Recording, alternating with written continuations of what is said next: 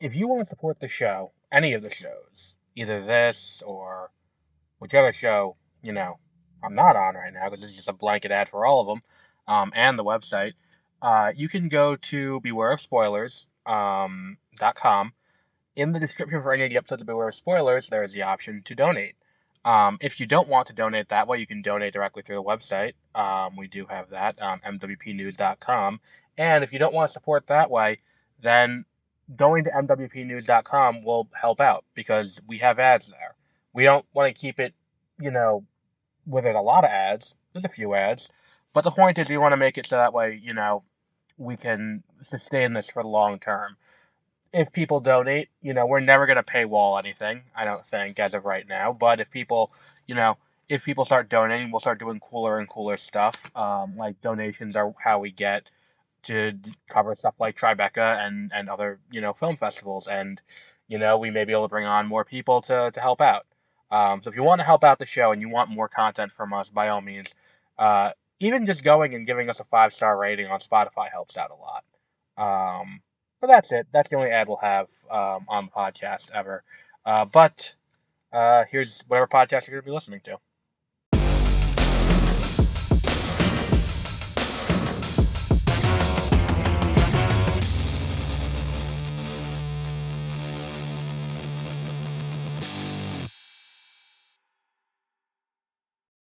Good evening, and welcome to Beware of Spoilers. I am Adam.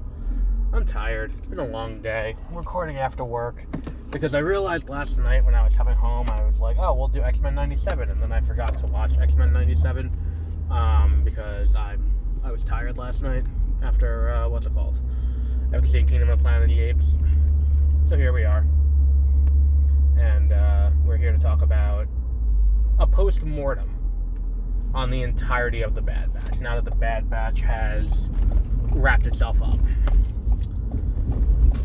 I feel like the issue is this is a show that started out with a lot of problems. I think that there's something to be said about the Star Wars animated stuff, especially being great for providing context. There's this thing we've always praised Dave Filoni for, this idea of like, okay, so we have all these shows and they are, They are, what's what I'm looking for here?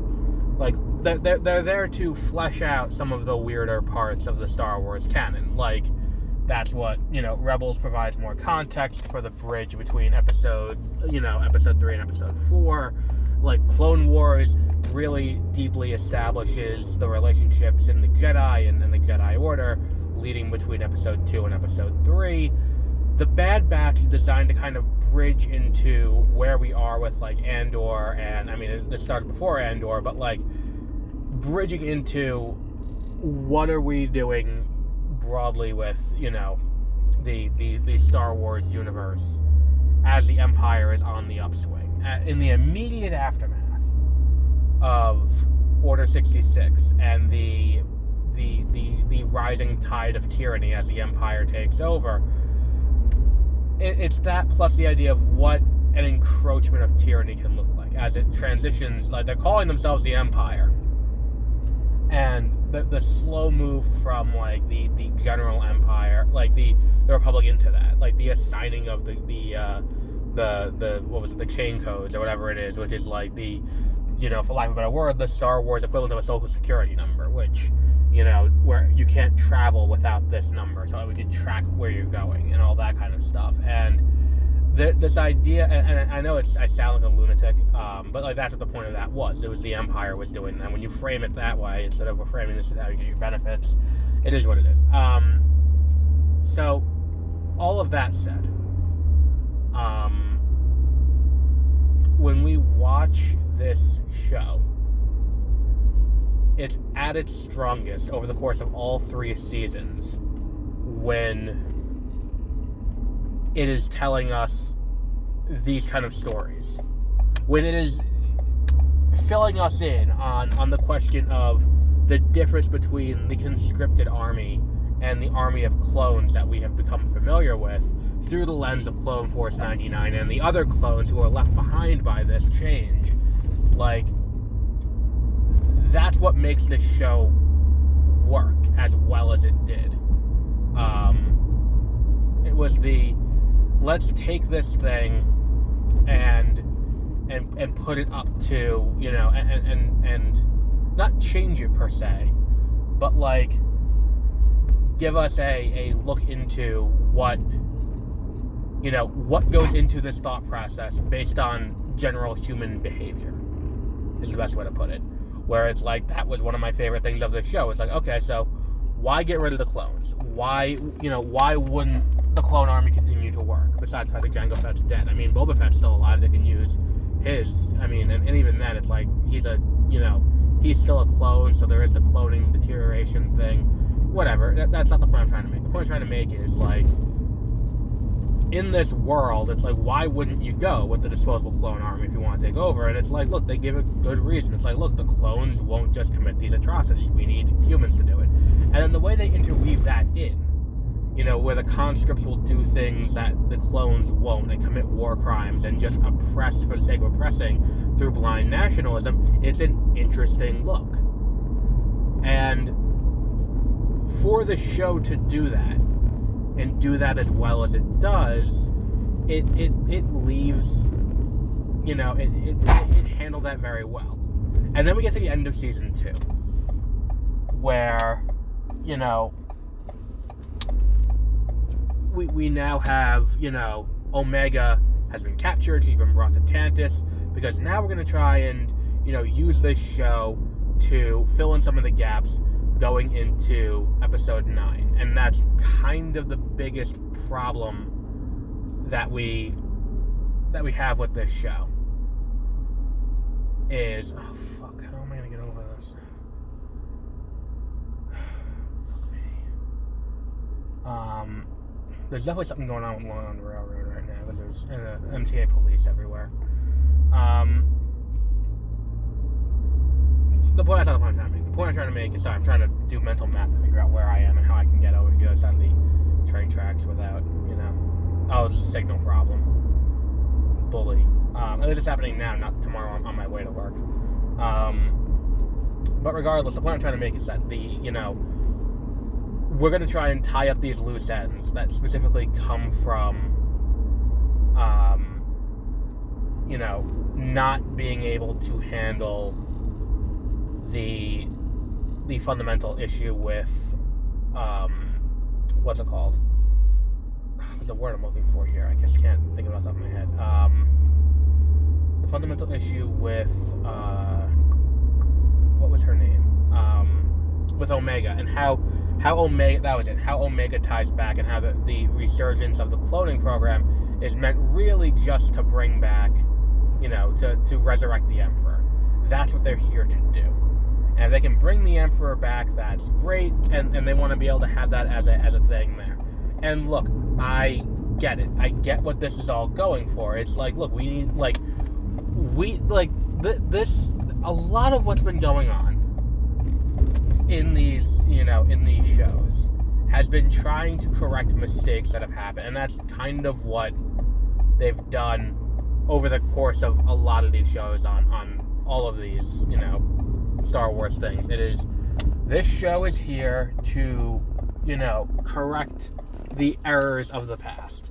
We're here to try and, explain away some of the things that we didn't really explain well in the movies, like the relationship between these characters, which is what the Clone Wars is, the origins of the, of the rebellion in Rebels, and now with this, we're trying to explain, this is explaining away key aspects of the military in that, but also, as we get into Season 9, it is explaining away, Season 3, we're explaining away parts of why, what happened leading, to lead to the Emperor's resurrection. And I think that's kind of where the show lost me. Because, look, I get it. People continue to joke about somehow Palpatine returned. And it's a ridiculous line. And it's just like, look, we don't know how to explain it. It happened, and it's a key part of this movie, but the Emperor is back.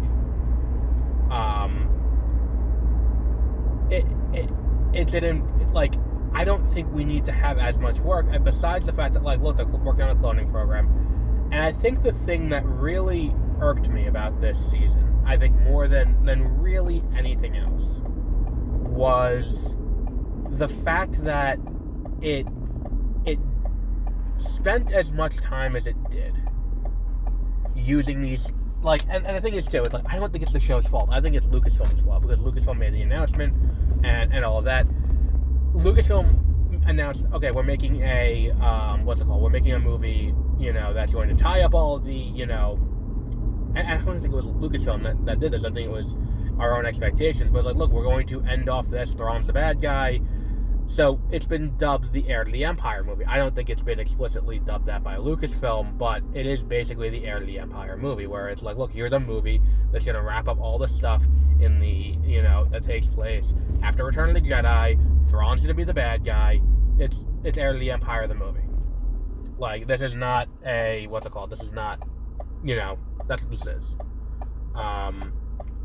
So this idea that, like, we are going to, announce that, and then this season is going to have, not Thrawn or anything like that, but Tantus is going to feature as heavily as it does. And this is where the cloning program is. It's going to clone the Emperor. And, and I've said it all through this season, this issue of the M count, clones, and worrying about, clones being able to hold their M count as they get cloned. And it's like, I understand.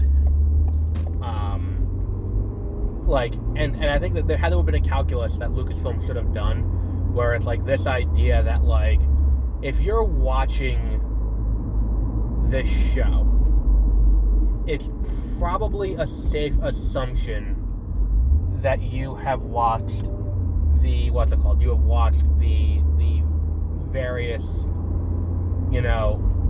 movies.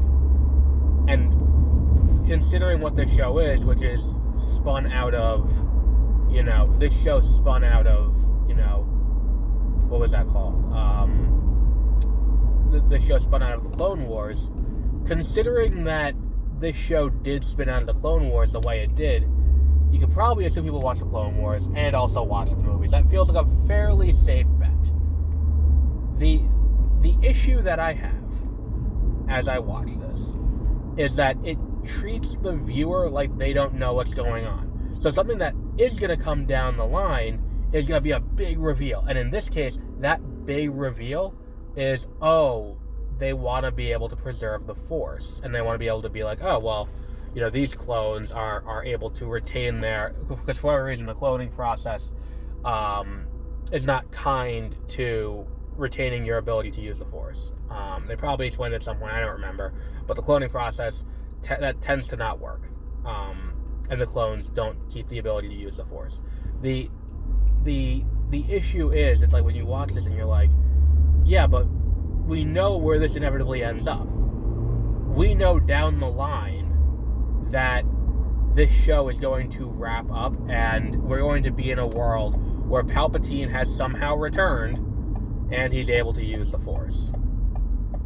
So, if you want to just make it like, okay, so they're trying to figure out how to do that, that's fine.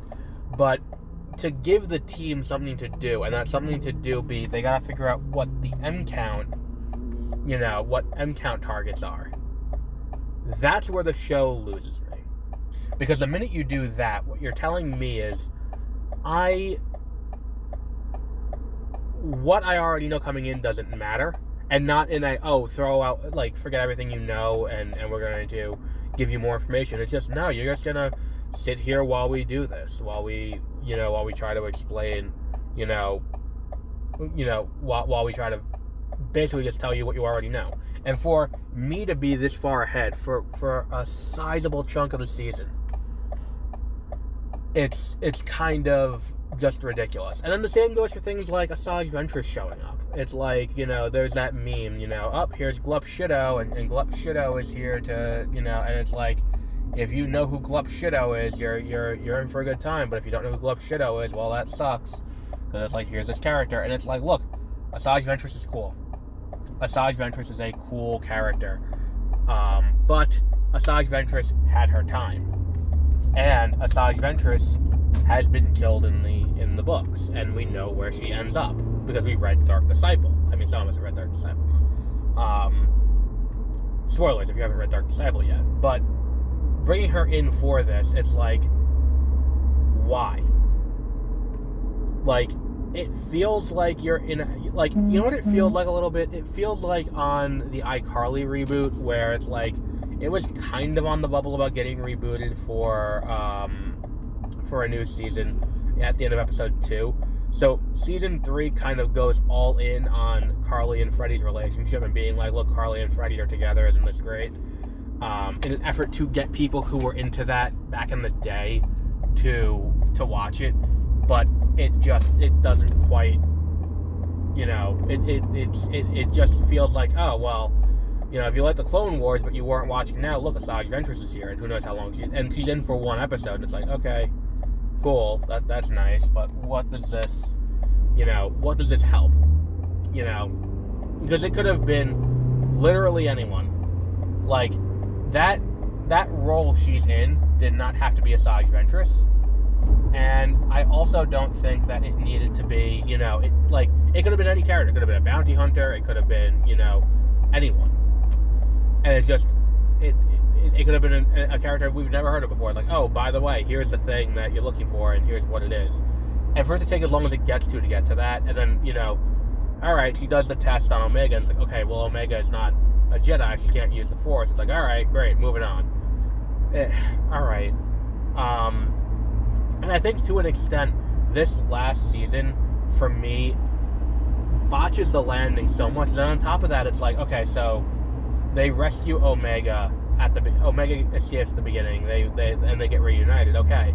Then it's like, the episode before the finale, or 2 episodes before the finale, it's like, okay, Omega's captured again, she's brought back to Tantis, and now they have to get back to Tantis. It's like, but why was this a season-long thing to begin with? This season feels like it should have just been a 2-hour movie to wrap up, and just call it a day. Because, like, alright, she leaves Tantis, then goes back to Tantis, then the team goes back to Tantis, they fuck up Tantis, and then that's the end of it. This last season really soured the show. And I think the thing is, too, it's like, it's one of those things where it's like, you go back and you watch it, and it's like, I don't think the first 2 seasons were particularly special when it comes to what this is.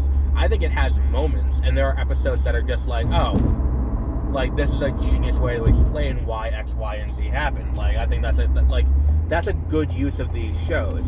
But where season 3 kind of falls off is it's asking to provide context for things we don't need. And that's kind of where the Star Wars shows have been at their weakest. It's, if I'm not asking a question, don't give me an answer for it. Like, I don't need Book of Boba Fett to explain to me, like, the intricacies of Boba Fett escaping and then what he's doing. Like, who cares what Boba Fett is doing, you know, while he's, you know, when he's not helping out, you know, Mando and Grogu. Like, I that's not information I need. Alright, he's a crime lord, but not really. Like, because he's, you know, he's the protagonist of a Disney Plus show, so he's a crime lord who's like, no drugs and no violence. It's like, oh, you're a bundle of fun, aren't you? But therein lies the fundamental problem I have with this show. I think the show does make a lot of key mistakes like that, and it's just the recurrence of these issues across Star Wars in its current form is kind of starting to become obvious as you see it more and more. Which is a shame. It's a shame that that's how far we've come.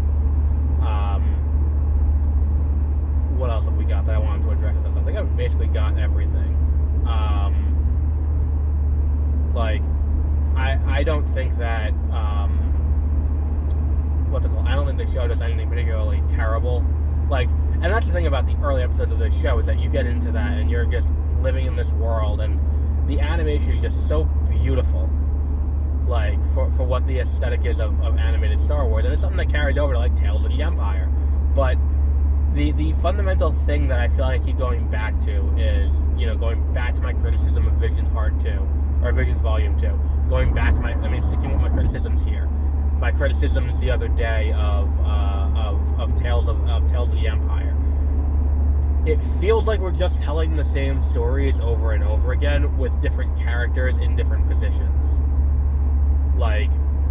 And it's one thing when it happens in Visions, because Visions is them saying, you're going to tell a series of non-canon Star Wars stories, do whatever you want, don't worry about sticking to the rules as established, and just make something beautiful. And to that end, it's like they do, those shows handle it pretty well. Those shows handle it very well. And when you give all these studios that leeway, a lot of times you're going to get back to the same thing. It's like how evolution always comes back to the crab. Evolution is just whatever the lengthy process is to get an organism to be a crab, that apparently is peak evolution. That's kind of what this is, where it's like, okay, so you're going to tell a story, well, you're going to do bounty hunters, or you're going to do the dark side, or Jedi versus Sith.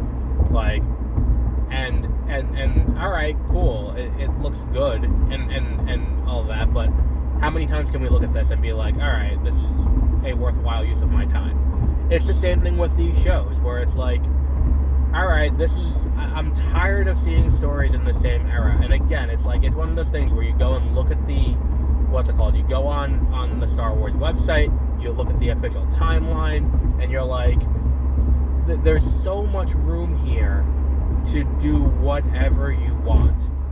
With characters, you can use old characters from the old canon, you can create entirely new characters, you can do whatever the ever-living fuck you want.